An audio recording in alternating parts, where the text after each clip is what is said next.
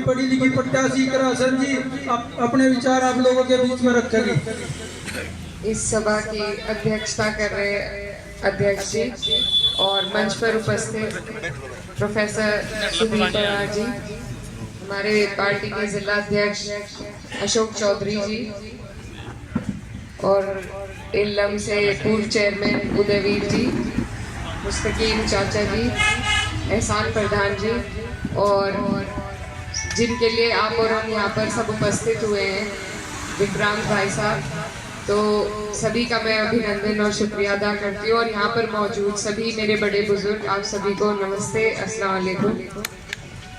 आज हम लोग हमारे जो विक्रांत भैया हैं उनको हमने पार्टी ज्वाइन कराई है और उनको इल्लम के नगर अध्यक्ष भी घोषित किया है, तो इसके लिए मैं आप सभी को और उनको बहुत बहुत बधाई, ढेर सारी शुभकामनाएं देना चाहती हूँ। ये जो कार्यक्रम है, इसी तरीके से अगर हम अपनी पार्टी को मजबूत करने के लिए कार्यक्रम करते रहेंगे तो पश्चिम में हमारी पार्टी को और बल मिलेगा और ज़्यादा हम लोग आगे बढ़ सकेंगे। और अगले चुनाव की भरपूर तैयारी पूरे 5 साल तक हमें इसी तरीके से जारी रखनी है, क्योंकि चुनाव का भी वक्त है और सभी बड़ों ने आपको सारी बातें बताई। तो मैं भी बस ये कहना चाहती हूँ कि ये चुनाव बहुत अहम चुनाव है, बहुत ज़रूरी चुनाव है। ये देश का चुनाव है और इसका सीधा सीधा असर देश की सरकार पर, देश की नीतियों पर, आपके जीवन पर भी पड़ेगा। तो इस चुनाव में आपको और हमें बहुत समझदारी के साथ वोट देनी है। आप लोगों ने 10 साल तक भाजपा का कार्यकाल भी देखा और हमारे जो सांसद जी हैं, माननीय सांसद जी, उनका भी कार्यकाल देखा। पिछली बार जब वोट पड़े थे तो मुझे लगता है आपने बिना मांगे 90% वोट एक तरफा डालकर देख लिया।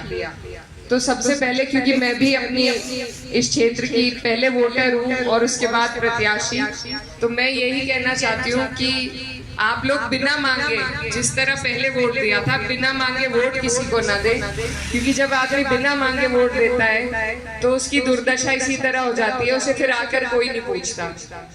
यही हमारे साथ हुआ, हमारे पूरे क्षेत्र के साथ हुआ कि कहीं भी किसी की सुनवाई नहीं हुई। हमारे लोग धरनों पर भी बैठे, मुकदमे भी उन पर हुए, दिक्कतों में भी रहे, लेकिन जो जनप्रतिनिधि थे वो कभी बीच में नहीं आए। और सबसे बड़ा धर्म एक जनप्रतिनिधि का यही है कि वो अपने लोगों के बीच में रहे, उनके सुख दुख में खड़ा रहे, उनकी परेशानियों में उनकी आवाज बने, उनके लिए लड़ सके। तो मेरी आप सबसे यही गुजारिश है कि इस बार आप लोग अपना वोट बिना मांगे ना दें और ऐसी जगह दें जहां कम से कम आपके वोट की कदर हो। यहाँ पर मैं छोटी हूँ, इस क्षेत्र की बेटी भी हूँ और बस आपके सामने मैं यही कहना चाहती हूँ कि मुझे आपके एक एक वोट की कदर है और ललक है, और इसीलिए मैं आपके बीच भी हूँ कि आप लोग अपना आशीर्वाद इस बार समाजवादी पार्टी को देने का काम करें और पार्टी को मजबूती देने का काम करें। ये जो हमारे चुनाव का वक्त है, बहुत अहम वक्त होता है, क्षेत्र बहुत लंबा है और टाइम थोड़ा कम है। आप सभी यहाँ पर जिम्मेदार लोग बैठे हुए हैं, तो आप सबसे मेरी ये भी गुजारिश है कि इस चुनाव में एक आदमी नहीं उठा सकता चुनाव को। जब सभी लोग बड़े बुजुर्ग सहारा लगाते हैं तभी इतना बड़ा काम मुकम्मल हो पाता है। तो आप लोग भी इस चुनाव को जिम्मेदारी के साथ अपना चुनाव समझकर इसकी जिम्मेदारी लें और चुनाव हमारा मजबूत है। हर वर्ग, हर बिरादरी का समर्थन मिल रहा है और चुनाव में भी वोट भी सभी जगह से मिलेंगे। आप सब इसमें अगर और सहयोग और अपना आशीर्वाद देंगे तो चुनाव और दिन ब दिन मजबूत होता जाएगा। और आखिर में मैं यही कहना चाहती हूँ कि आप लोगों से मेरी यही गुजारिश है कि आप लोग इस चुनाव में वोट परसेंटेज पे सबसे ज्यादा ध्यान दें, क्योंकि जितनी परसेंटेज हम बढ़ाएंगे अपनी, हमारी तरफ का जो वोट है वो जितनी भी परसेंटेज अपनी बढ़ाएगा, वहीं से हमारी जीत का रास्ता निकल पाएगा।